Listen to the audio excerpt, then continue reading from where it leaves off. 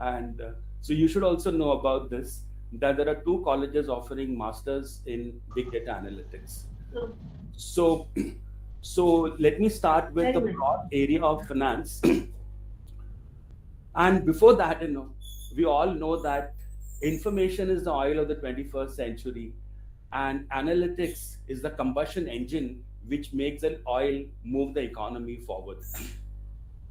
So, talking broadly about finance, there are five broad areas in finance. So, let us talk briefly about each of these five areas and what work is involved in this, and how can you make a career in this. Also, how we can use data analytics in each of these areas. So, first, we can talk about corporate finance. Corporate finance deals with the financial issues faced by regular company like cement company or a IT company or a soap company. What are the issues faced by the CFO or the chief finance officer in corporate finance? He is dealing with what projects to undertake and which how much money to have in the company, and more importantly, how to obtain these funds. So should he obtain the funds by making an IPO or a private placement? And the biggest headache in corporate finance is working capital management. Are we having the right amount of inventories? That is the optimal amount of inventory, neither high nor low. Are we having the right amount of trade receivables, neither high nor low? And that's a huge issue in corporate finance. And of course, we'll see later how data analytics helps in this. The second major area in the world of finance is commercial banking. And as we all know, commercial banks accept deposits from us and they give loan to us as well as big companies. And the major areas in commercial banking is how to manage something what they called as asset liability management. The asset for the commercial bank are the loan they have given, and the liabilities for the commercial bank are the deposits they have accepted. So how do you maintain a balance between them? Because you may be knowing that commercial banks don't have their own money. They take money from us deposit holders and give loan to outsiders. And suppose all the depositors go to a commercial bank at one particular point of time and they want to withdraw the money, the commercial bank would become insolvent. So the biggest headache of a commercial bank is, how do I maintain a balance between the asset and liability? How do I manage my risk? So for example, commercial banks give loan to people. How do I assess whether the person who has come to ask for a loan, is he worthy of being given a loan? And after having done that, after having given a loan to this person, we can't just sit idle. We have to monitor this person to check whether are we getting the interest on time, and are the business prospects of this person stable, or is my loan going to be defaulted? And so this is a major area of a commercial bank's operations, and where again data analytics plays a very important role. The third area of corporate finance where people may want to go is something called investment banking. Now, investment banking is different from commercial banking in the sense that investment bankers don't accept deposits from you, neither do they give loans. What investment bank do is that they help companies, especially nowadays startups, in raising capital. And so they help startup raise capital by arranging investors to meet your entrepreneurs, and they play a very important role in this. Apart from helping companies in raising capital, what they call as capital intermediation, apart from that, these investment banks also play a very important role in mergers and acquisitions and in corporate restructuring. In fact, they provide all sorts of advisory services, including risk management services, in which, as we will see, data science plays a very important role. The fourth area of finance which people go as a career option is securities market, or we can quite call it stock market. So in stock market, you know that 7,000 company shares are listed over there, and people invest money in these shares, and people do trading. So people buy and sell the shares, and we have got very large brokerage houses. And for example, we have got Zerodha, we have got Share Khan, and all these big brokerage houses, they provide advice to their clients. Now, you know that when you provide advice to a client, we cannot have one advice for all the clients. And clients, by clients, I mean you and me, the investors. The advice has to be provided keeping in mind the risk appetite of the investor. So, for example, at my age, I have a different extent of risk appetite. At your age, you have different risk appetite, and so the company has to provide advice to each one of us in a different manner. And imagine that these people have got lakhs of investors, and how will they create systems so that individualized or customized advice can be given to people? And that is one of the major areas of corporate finance, and where data analytics plays a very important role.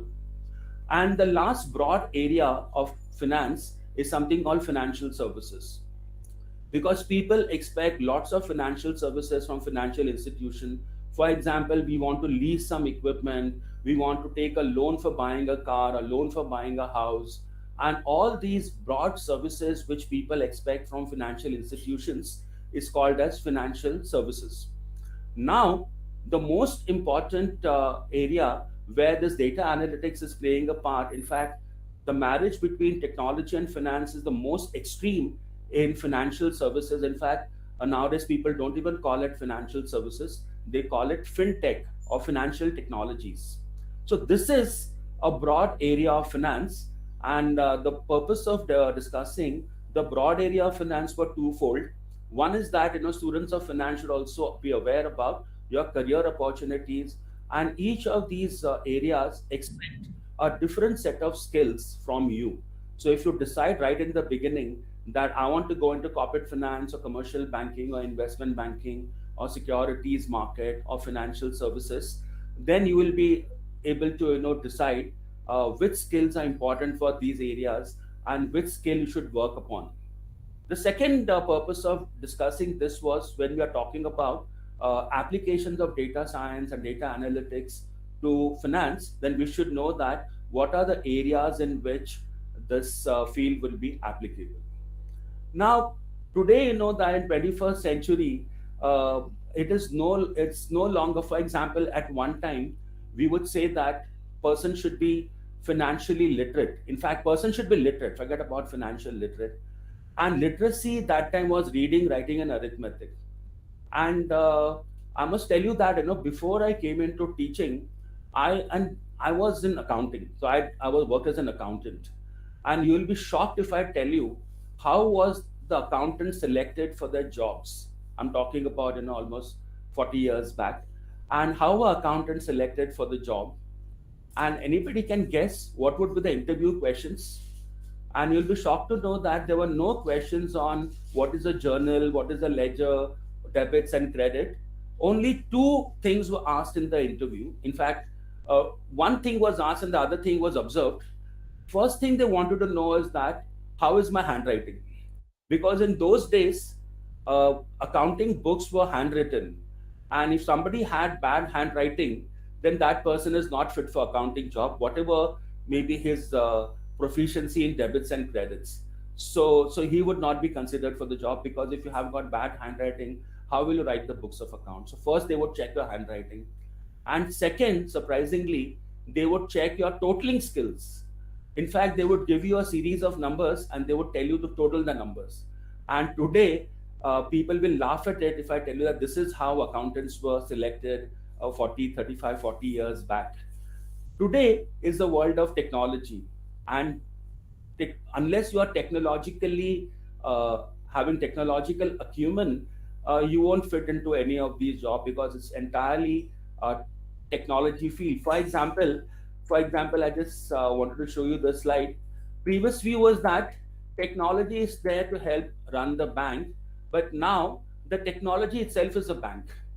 So this is how important technology has become.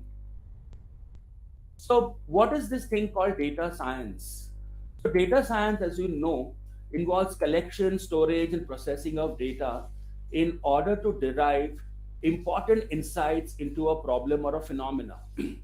That's a broad definition of data science. Now, who is a data scientist? So a data scientist has got some unique skill sets, and they have knowledge about use of some tools, and there are a lot of industries hiring them, especially if you're concerned with finance and what education you require. Now, at this juncture, let me clarify uh, what is, the role of, accounting and finance students in data science. Now, as I told you that there are courses which are doing MSc in data science. These are technical courses. They involve a lot of programming and a lot of technology use. This may not really be suitable for finance people. Finance people should know about, first of all, they should have an overall idea about what is data analytics. No expertise is required for that. Overall idea about what is data analytics. And secondly, they should be adept at interacting with data scientists and tell them what data is there and what they want to get from the data scientist. And secondly, they should be able to interpret the results of the output provided by the data scientists. So there are different levels of data scientists. So you, as students of accounting and finance, you are more suited for, because domain expertise is very important. You simply cannot learn programming languages. You simply cannot learn these tools and how to crunch numbers and how to, create some output unless you know where the output is going to be used. So you are the application side of data analysis. So you are the one who's going to go to the data scientist and say, this is the data I've got, and I want so and so insight from that data, and sit with him and work out how he is going to do that. Technical part will be taken care by the data scientist. And afterwards, he'll provide you some output, and you should be having a flair for understanding the output and making decisions based on that output. So we, as students of commerce and accounting and finance, we need to know somewhat of technical aspects so that we are able to communicate with them. On the other hand, I play the opposite role also. For example, I teach this MSc Big Data Analytics students. They are very good in the programming languages and the tools which you are talking over here, but they don't know about finance. So I tell them that, and if you don't know finance, then what data will you analyze? You should be able to look at the balance sheet data. You should be able to look at the stock market data and understand that data. Only then you can analyze it. So let us be clear that everybody cannot be everywhere. And so you be clear about, as a student of accounting and finance, how deep you need to go in this field. So two terms oftentimes are used and people get confused with that. So data analytics and data analysis. So data analytics is a broad field. It's a science behind the analysis. Data analysis by itself look backward, providing businesses with a historical view of what has happened. So if you give this, that's a practical assignment I give to the students of big data analytics. I give them a lot of forex data or stock market data or balance sheet data. I tell them, like, show me what are the patterns you see in this data. And that is called as data analysis, because they're working with historical data and they're looking at patterns in that historical data. On the other hand, data analytics models the future and predicts the result. So data analytics goes a step forward, and it does something called predictive analysis. Predictive analysis means looking at the pattern. Can you forecast the future sales? Can you forecast the future profits? Can you forecast the future dollar rupee rate? Can you forecast the share price of a company? And that is what data analytics is. It takes data analysis as an input and then applying various tools, forecast the result and predict the future. And the area of data analysis is big. And as I told you, that it involves Internet of Things, artificial intelligence. What is Internet of Things? For example, Internet as of date, we know of Internet when we start your phone, already Internet is there, and we search something, we go on social media. So we use Internet. Human beings are using Internet. But what is happening now is that more and more devices, they also have got Internet. So devices are accessing Internet. For example, a refrigerator can be developed. In fact, it has already been developed, where there is a compartment for storing your milk, and the sensor is put in the compartment so that the refrigerator comes to know whether the milk quantity in the compartment is below some level, which is called the reorder level. And if the quantity of milk goes below the reorder level, the refrigerator will send an email to your milk supplier, and the milk supplier will bring the milk to you, and automatically your bank account will be debited with the amount of milk, and the milk is delivered to your house. You don't even need human intervention for that. And that is the Internet of Things. Now, for example, already we have got autonomous cars, that is self-driving cars, that is nothing but Internet of Things. Then you have got artificial intelligence. It's so funny that you people talk to machines nowadays. When you say hey Siri and all those things, you're talking to machines. And your machine, when you try to take a photo, the machine knows exactly where your face is, and that is artificial intelligence. So all these are very broad areas of data analytics. Of course, nobody can become expert in all these areas, so we have to choose our field, and our chosen field is accounting and finance. And we should be aware of all these areas, but we should focus on how can accounting and finance people derive the most from the advancements that are happening in the area of data analytics.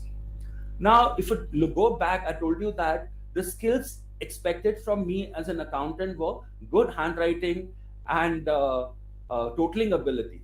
This is what was a hard drive looked in 1956, and we needed 4 people to carry it. And the hard drive today is actually a hard drive today is nothing but your pen drive. It is this capacity of this hard drive is lesser than that of a pen drive. This is another picture of same hard drive, and this is exactly what 20 MB of data meant. Look at the man holding a haversack that is containing 20 MB of data, and 20 MB of data for you people, and you people are called as the data. You people are called as the digital natives. You are born with the internet. For example, when we were your age, in fact, not even your age, much older than that, when first time somebody told me the internet has come to the office and start the internet, I did not even know what to do with the internet, because at that time there was no Google also. So this is how we carry 20 MB of data in a haversack. So we have come a big way from there, and today we are talking about big data. So what is this big data? So big data is a great quantity of diverse information that is arriving in increasing volumes with ever higher velocity.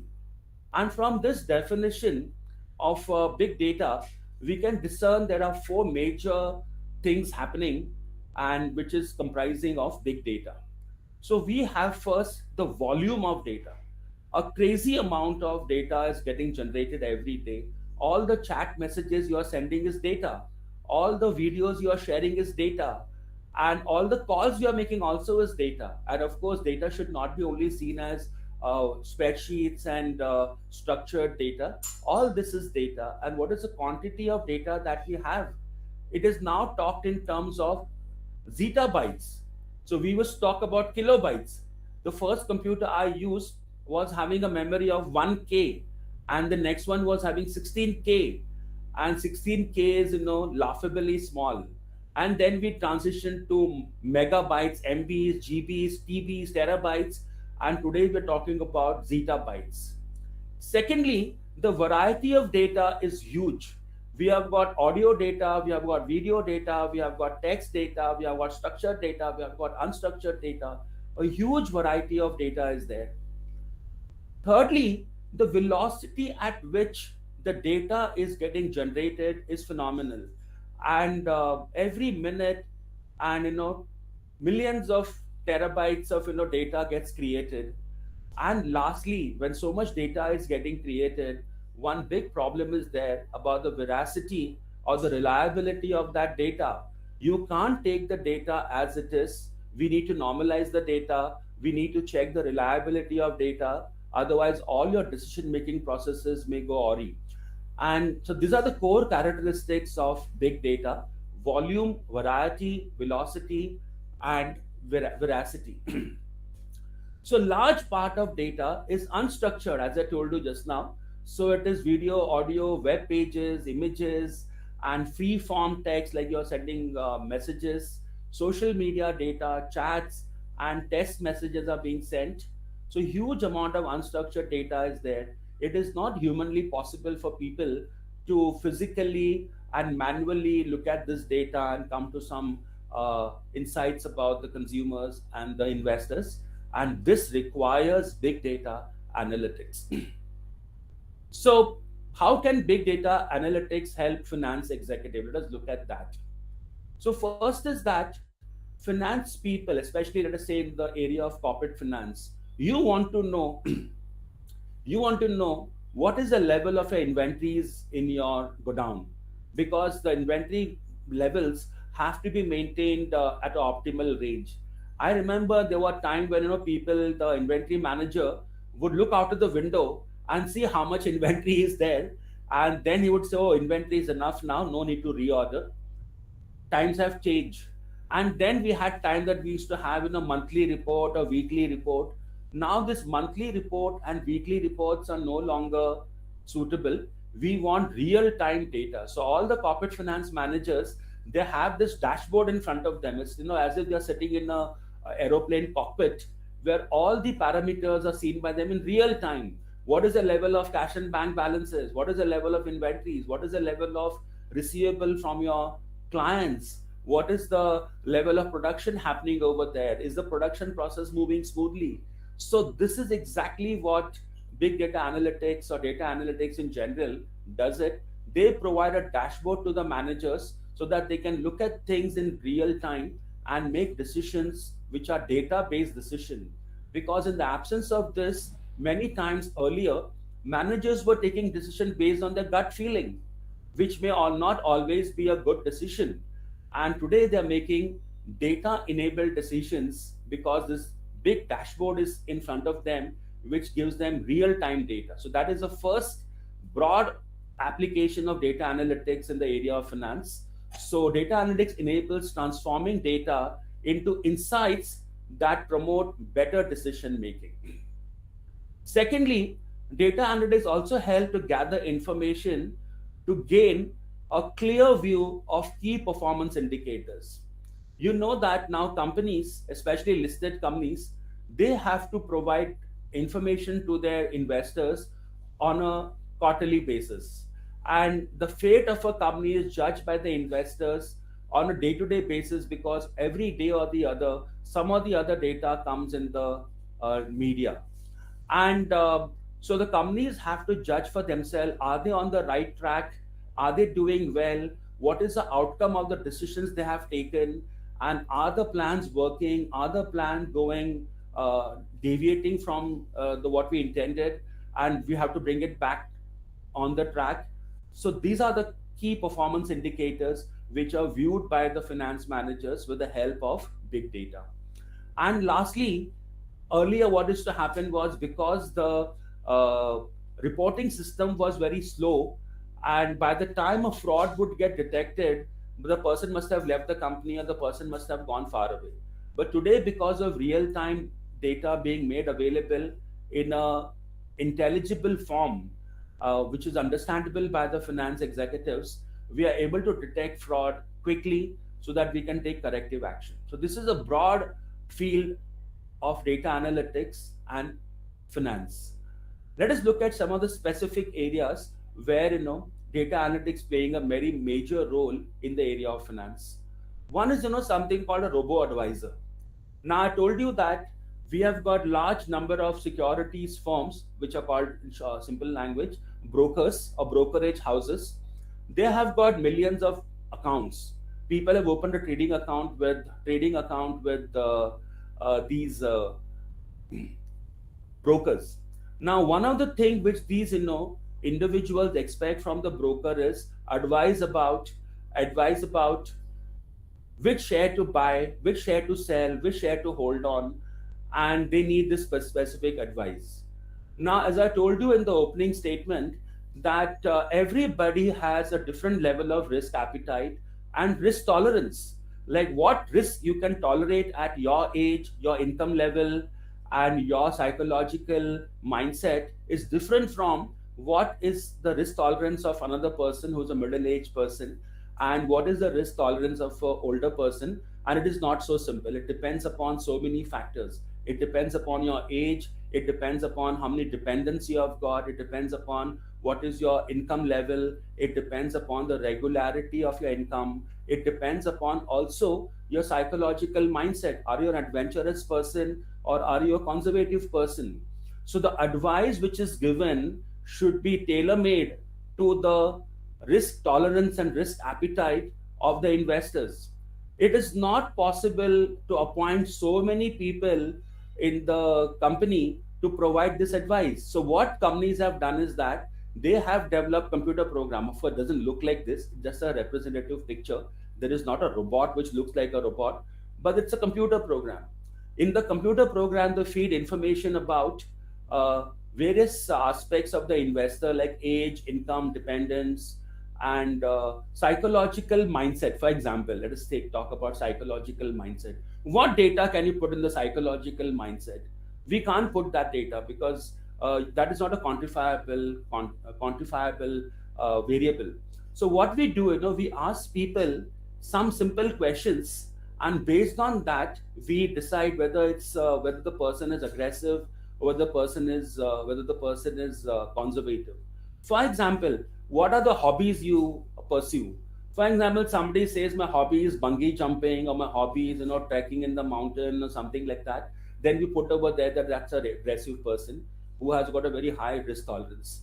On the other hand, somebody says the hobbies are like his chess, reading books, or painting. Then we see a conservative person doesn't like a lot of risk. Then we ask, what is the color of your car? If you're driving a if your preference for color of your car is red or some of the hot colors, then the robot will make up his mind that okay, this person is an aggressive person who likes to take risk. If on the other hand you say the color of my car is let us say white or some off white color, then he's a conservative person. And so many factors are collected by the company from you, and a very broad questionnaire is given to you under the guise of know your customer or KYC information.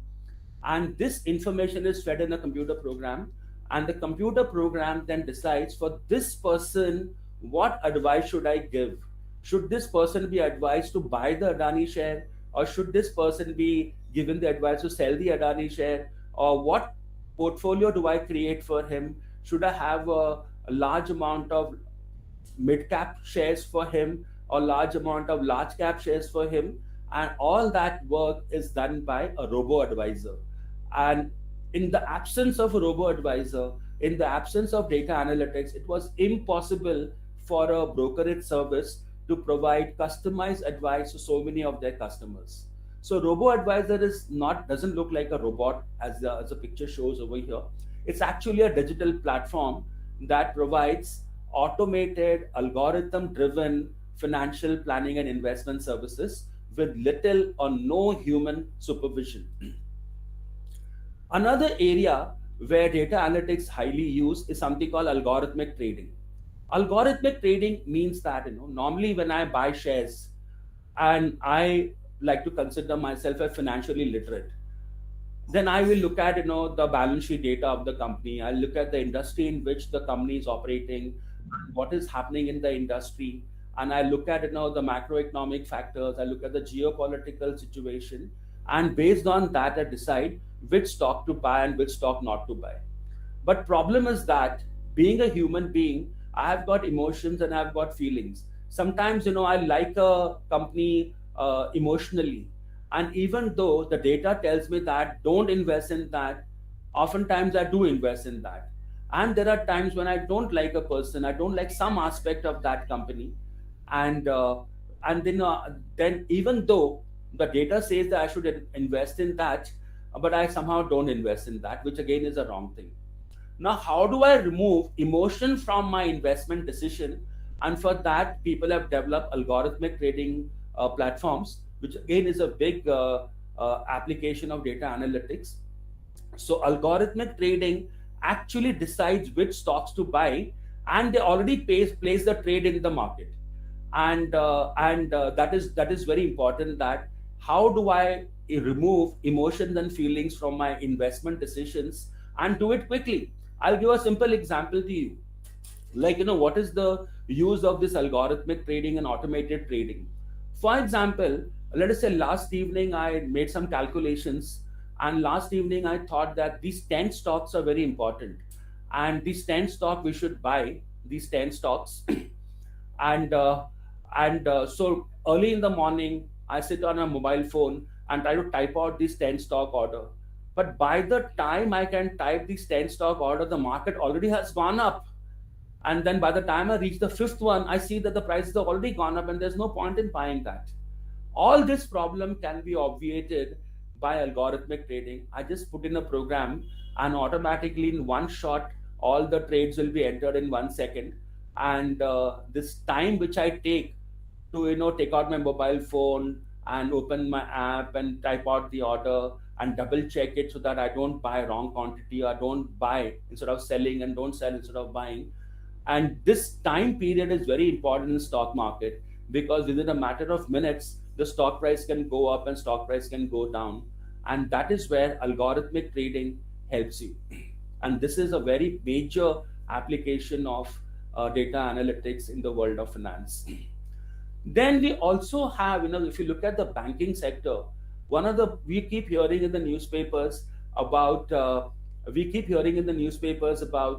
NPAs of the banks. Banks have got huge NPAs, but you should know now that the NPAs are coming down and the performance of banks have improved a lot. But anyway, when banks give loans, that is a business of the bank. First task of a bank is that, how do I judge whether this person is credit worthy or not? Should he be given a loan or not? And huge amount of data we collect from that person. But then so many people come to us for collecting the loan. And again, I told you that bank manager, being a human being, he also has got emotions and feelings. And sometimes the emotions and feeling override the data. The data tells him that don't sanction a loan because there is some problem with this person. But the emotions tell you that no, this person deserves a loan. Now, of course, we cannot remove emotions and feelings entirely from commercial decisions. But then we want to collect this data and analyze the data in a logical manner. And maybe at a later stage, we can the filter could be your emotions and your feelings. But then that is one area where the banks are using data analytics to come to a conclusion whether this person should be given a loan or not. But after giving the loan, the task of the bank is not over. The bank has to still see that this person is making what the banks call in the jargon is the loan being serviced regularly, and which means that is he paying the installments on time, or is that person paying the interest on time, and has there been a fundamental change in the business of this person, because you gave a loan at what was a business scenario at a particular point of time, but the business scenarios don't remain constant, they keep changing. So we have to keep a check on the business scenario, developing business scenario, that is called credit monitoring. And in both these cases, data analytics is used tremendously to know whether to give loan or not to give loan, and to monitor these loans. And overall, the bank need to measure credit risk, like what is the amount of risk which the bank is exposed to. And if they feel that the amount of risk we have taken on our head is beyond what is good for us, then they have to take some measures to minimize that risk or mitigate that risk. And so that also is one area where data analytics come to our rescue. Then, apart from giving loans, the banks and financial institutions also have huge investments in the stock market. And there's always a possibility that because of the volatility of the stock market, your portfolio of investment could crash. And you want to know that what is the value at risk. That's an important metric we use in finance. What is the value at risk? In other words, to what extent can our portfolio fall down in value by the end of the day? And that is called as the exposure. So here you see there are two aspects in the chart. We have got measure and we have got management. So measure is exposure. What is the amount of risk you have taken? and what metrics can be developed to measure that exposure. As I told you, that we have got a metric called as value at risk. And there is aggregation, because companies don't only put money in stock market, they put money in commodities, they put money in real estate, they put money in various other securities like bonds, debentures, etc. And they want to aggregate all the risks they have taken, so that they know exactly where they stand, and that the risk they have taken is within the limits. So just like you and me, individuals have risk appetite and risk tolerance levels, even companies have risk tolerance level. And the company want to check whether the risk that they're exposed to, is it within that tolerable limit. And data analytics help to develop these measures and calculate the numbers and tell you on a real time basis, this is the amount of risk you have taken, please check, is it within your tolerance limit? If not, then you take some mitigating transactions. Then that's what the next slide said, track against limits. Are you crossing the limits? And then money of the investment decision is based upon future, what the company is going to do in the future. For example, you people must be aware of a type of company which has emerged in the financial world called a unicorn. What is a unicorn? A unicorn is a billion-dollar company which is entirely privately funded. Now, anybody can tell me what is a common factor among the 100 unicorns that we have in India. For example, we have a unicorn called Oyo, we have got a unicorn called Paytm, Flipkart, and so there are so many, Byju's, for example. And what is the common factor in all these unicorns? And you'll be surprised to know that all these unicorns, they have got a billion-dollar valuation, but none of these unicorns have ever made a profit in their lifetime. Then the question comes in that when these companies are suffering losses year after year, how is it that these companies have become a billion-dollar company? And the answer is that the investors don't invest money based on today's condition. They invest money thinking about what is the future. And all the investors in the unicorn feel that they have got a brighter future and they're going to make a larger profit in the future. So we have to create scenarios. If the economy grows, let us say at the current rate at which it's growing, maybe 6%, then how will the market look like? If the economy slows down, because if the world economies are going to slow down, India cannot be unaffected by that. Indian economy also will slow down. So in that case, what will happen to the stock market? Thirdly, if the economy performs better than expected, then what will the impact of that? So we create scenarios and we test the scenario, something called stress tests, and check what will happen to our investment portfolio in scenario 1, 2, 3, and so on. And so depending on what insights you have got from this, you will decide what hedging strategy are you going to adopt. Hedging is nothing but steps you take to mitigate your risk. And you may have to liquidate your position. In other words, simply sell the stocks. So market risk is a major area in which data analytics is being used. And then we have the biggest area, which is not even cannot even be called as application, because that is data analytics. A marriage between finance and technology and data analytics, and that today is called as fintech. And fintech is rising at such a huge rate that many of the banks are feeling scared about this. If you look at the annual report of any bank and look at the director's report, every director saying that we are scared of that fintech coming up.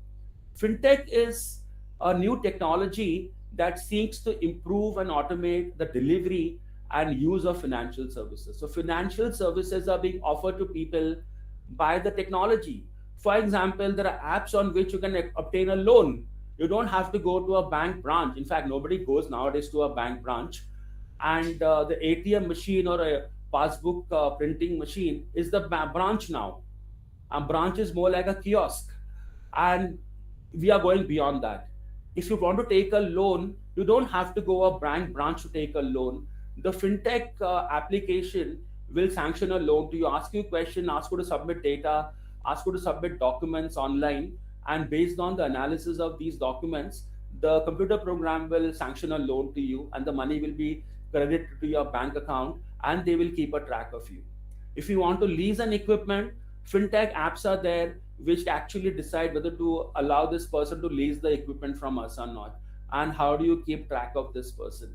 So fintech is nothing but, in simple language, provision of financial services through the use of technology. And many sorts of financial services today are being provided by fintech, and this is one major area of the world of major area of application of data analytics in the world of finance. So I think I've spoken for 50 minutes.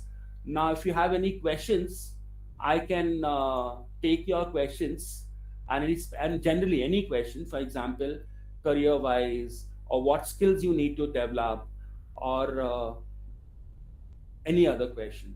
After having spoken for almost 50 minutes.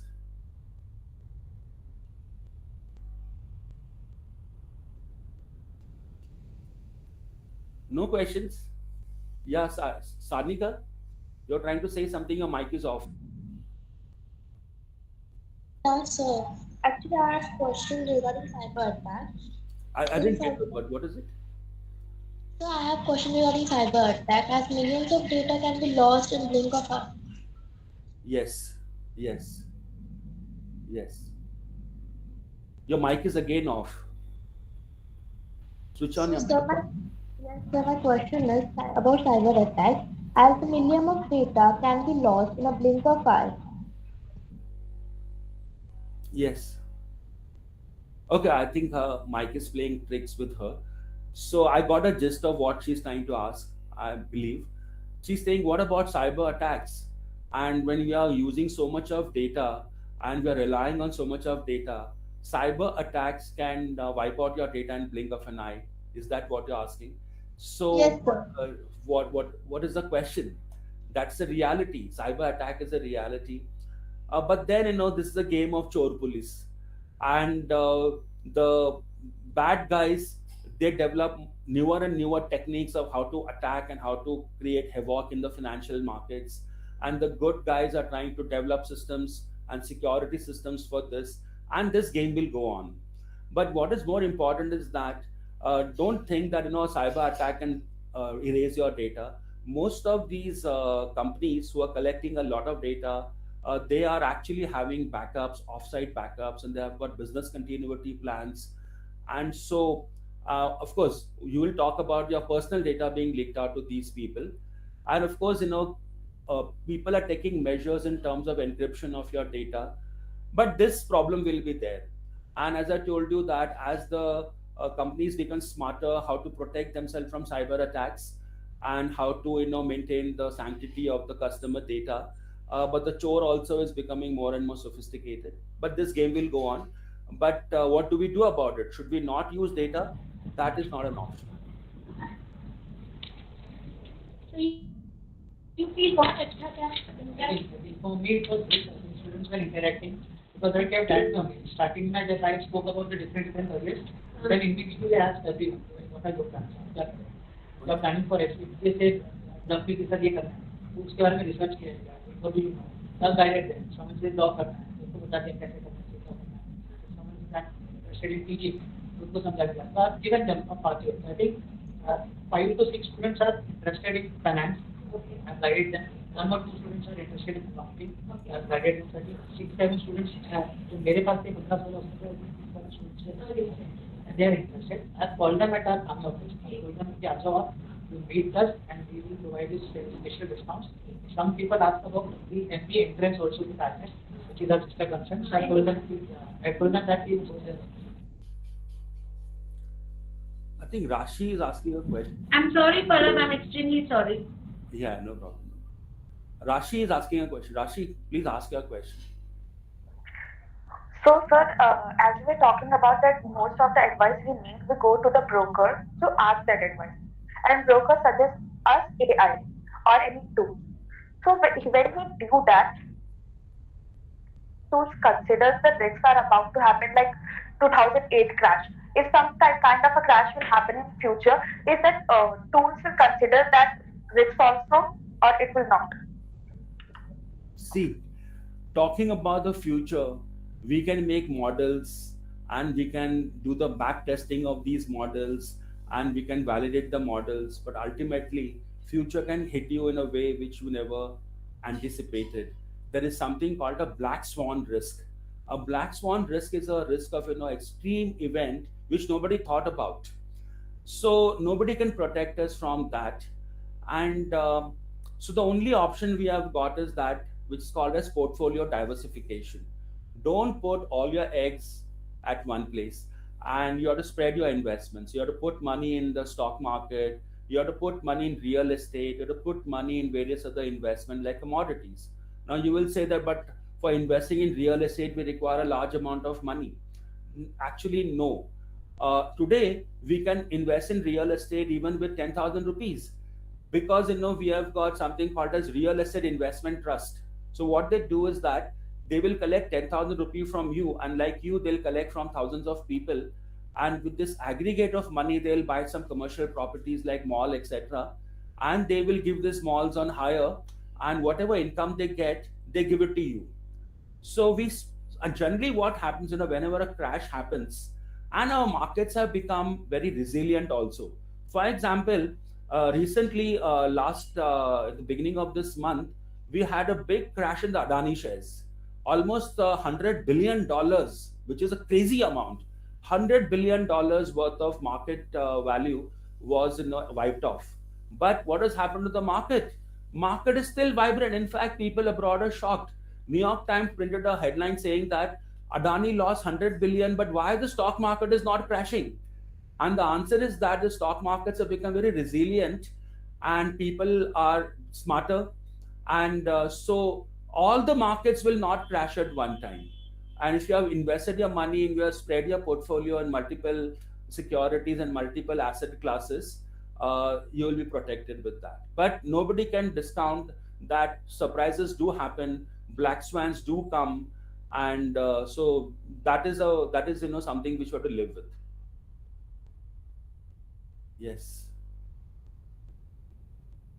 Megha, Yes, sir. So the yeah, Rashi, tell me. so the solution for the all risks is diversification of the stock. So, but my one more question is that we invest in the various options according to our risk tolerance level, right? Yes. So this AI technology doesn't consider the emotion level, and everything is only dependent on our emotions. So how it works? See, AI or data analytics does not. See, our emotions are not constant, right? We may feel good about something just now, and after 5 minutes, our emotions and mood will change. AI cannot take that into account. AI can look into your broad psychological makeup, because some of us are psychologically aggressive and we like to take risk. Because some of your friends, they go and take a train. They never take a train when the train is stationary. Only when the train starts, they board the train, and they never get down off a train when the train stops. They actually get on the train before it stops. Those are aggressive people. So these questions are asked by your KYC, like and for example, your hobbies. I told you about your hobbies. I told you about your most preferred color.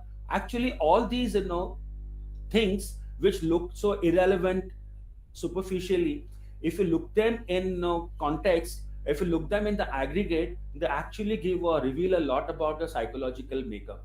And psychological makeup is taken into account while advising the investors, like whether they should go for X stock or Y stock, or whether they should go for a particular asset class. We are not only talking about stocks, we are talking about asset classes, commodities, stocks, real estate, and so many other asset classes are there.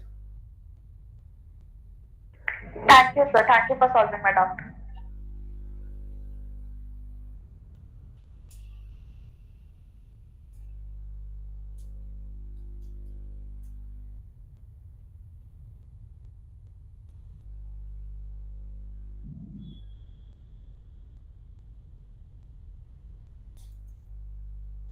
Sir, Yes, Abhishek. sir, actually, what are the drawback of robo advisor, sir? Drawback is this. We have heard the term called garbage in, garbage out, which means that robo advisors can only make decisions based on what data they have got. Suppose the mechanism of obtaining data from you is not optimized, or you don't give the correct data to the robo advisor, then the robo advisor cannot give you a proper advice, and that is a drawback of it. And the systems and the algorithms through which the robo advisor gives you advice, they can always be improved. And what the brokerage houses are doing is that they are they take a sample of advice given by robo advisors, because they can't look at all the advice given by the robo advisor. So they look at a sample of advice given by the robo advisor, and they ask expert like what advice you would have given had you been personally involved in giving the advice. And they compare the advice of the experts with the advice of the robo advisor, and from this they get an insight into whether the algorithm of the robo advisor has to be changed or not. If they come to the conclusion that the advice given by the human experts is similar to the advice given by the robo advisor, that means the robo advisor algorithm has been optimized. But of course, there is always scope for improvement. And that way, we have got two levels of investors. We have got retail investors, maybe like you and me. Now we want some general advice, and especially because we don't want to pay for it. If somebody asks me to pay for it, then I'll say no, I better do it on my own. We want low cost services, then of course we are going to depend upon the robo advisors. But then we have got high net worth individual investors. Now these people want specialized advice. Of course they can pay for it, and then human beings are there for giving advice to these people.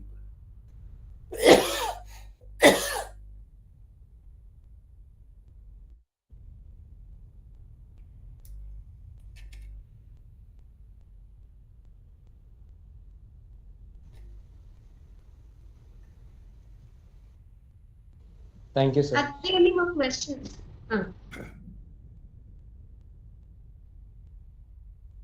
Abhishek, you want to ask? No, ma'am, sir is giving an answer to you.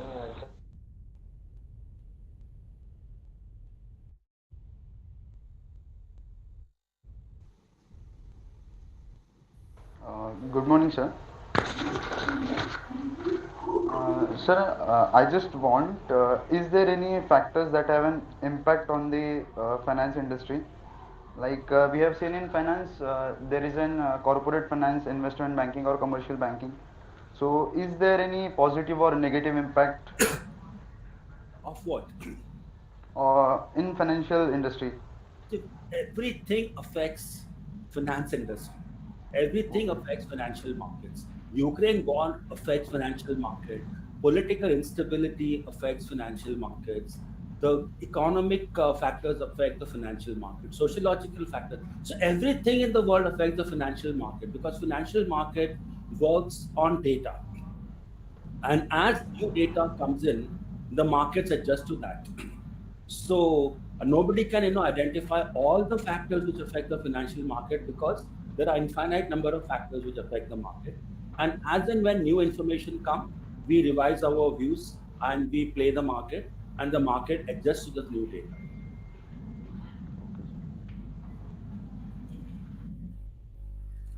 Yeah, Shankar, you want to ask a question?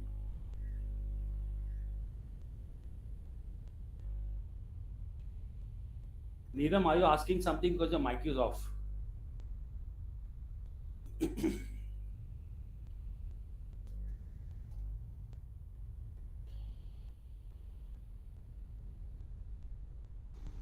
What happened? I mean, you're like quiet. Are there all the questions done, or there is somebody more, asking a question now?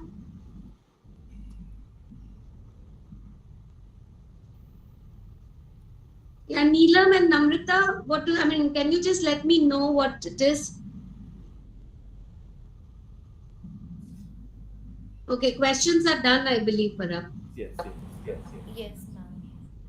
Yeah, so no more questions. Everyone is very clear. So, who's going to speak next? Any votes of Thank you so much, sir, for the amazing knowledge. Now I'll call upon Ms. Megha Nadar to give the vote of thanks. Thank you so much. One with the noise coming.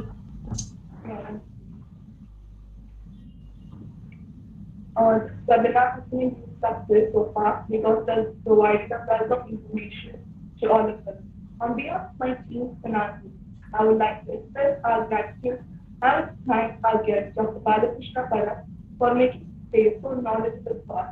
The glory of the webinar has been amplified by your deep and intellectual technique of imparting knowledge. We are speechless in our appreciation in this webinar. You shed light on the subject and discuss some fascinating facts. A big thanks to our webinar heads, Mr. Kaushal Savia and Master Shankar Narayan.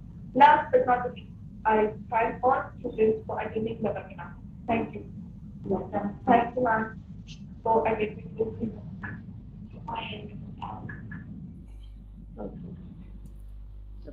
Thank you, Parab. Thank you very much for making it so interesting for the students. And I thank all the organizers who took initiative to get the link and all the students together for this webinar. And I'm sure you would have benefited immensely from this session. Thank you, Lata. Okay. Thank you. After so many years to interact with our students, it's becoming a bit nostalgic. So thank you, students. I know. The good questions Thank you you have so asked. much, sir. Thank you so much. Thank you, Parab. Thank you so much. Yeah. Okay.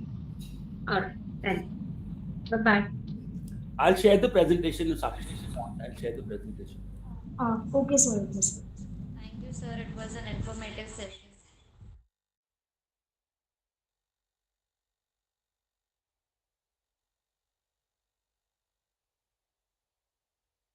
Everyone kindly fill the feedback form for certificates.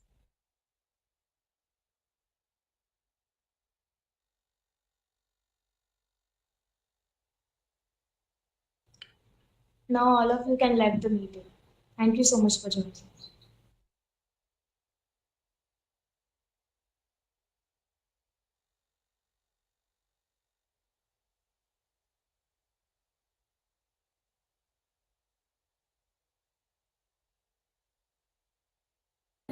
Hello guys. Hello.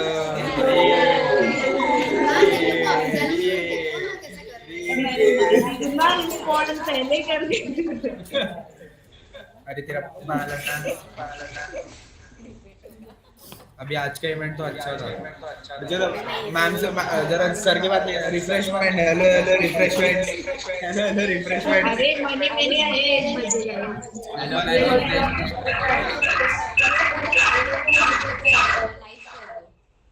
YouTube पे like कर दो सारे। ये